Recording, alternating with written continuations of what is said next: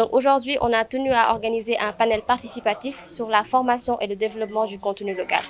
C'est un thème qui est d'actualité car aujourd'hui, nous le savons tous, nous sommes dans l'exploitation du pétrole et du gaz et nous espérons aujourd'hui que cette exploitation serve à tout le monde, que ce soit jeune, que ce soit tous les types de Sénégalais. Et comme en tant qu'ancienne étudiante, en tant qu'anciens étudiants de l'ESP, nous avons aujourd'hui les compétences qui nous permettent de parler de ce sujet parce que nous travaillons dans ce domaine en tant que chimiste, en tant qu'ingénieur génie civil, en tant qu'ingénieur génie mécanique. Donc nous avons notre mot à dire sur ce sujet et nous considérons que nous devons, c'est un devoir pour nous de donner nos orientations, notre participation en tant que patriote, en tout cas du Sénégal. Alors, le panel aujourd'hui organisé par le réseau Alumni ESP, quand même revêt d'une importance particulière, au sens que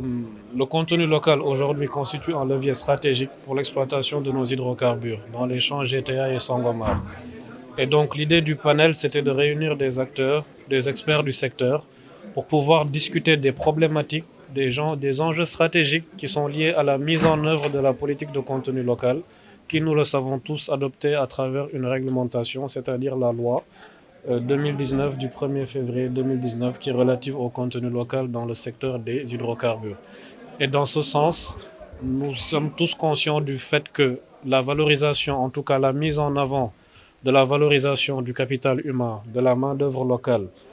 la facilitation de l'accès aux acquisitions des biens et services constituent quand même des piliers fondamentaux pour le développement de nos projets pétroliers qui doivent donc contribuer au développement socio-économique de l'État du Sénégal et de sa population. Alors, à travers quand même les nouvelles autorités qui ont constitué, qui ont mis en place le référentiel Sénégal 2050, l'emploi des jeunes constitue quand même un pilier essentiel pour le développement économique de l'État du Sénégal et de la population sénégalaise de manière plus générale. Et aujourd'hui, le contenu local est une des solutions pérennes sur le long terme qui doit donc faciliter l'accès à l'emploi local, car aujourd'hui la loi confère la priorité à l'emploi local aux personnes physiques de nationalité sénégalaise.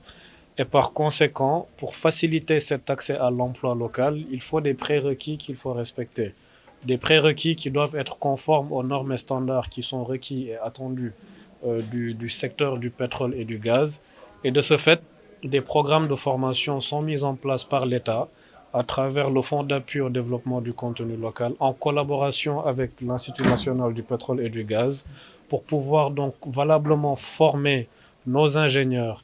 former la main-d'œuvre locale au niveau des emplois non qualifiés pour pouvoir donc leur garantir un accès certain à l'emploi pour une exploitation pérenne et apaisée de nos ressources, car comme la Constitution le stipule dans son article 25-1, ces ressources naturelles appartiennent au peuple et leur exploitation doivent contribuer donc à l'amélioration de leur cadre de vie.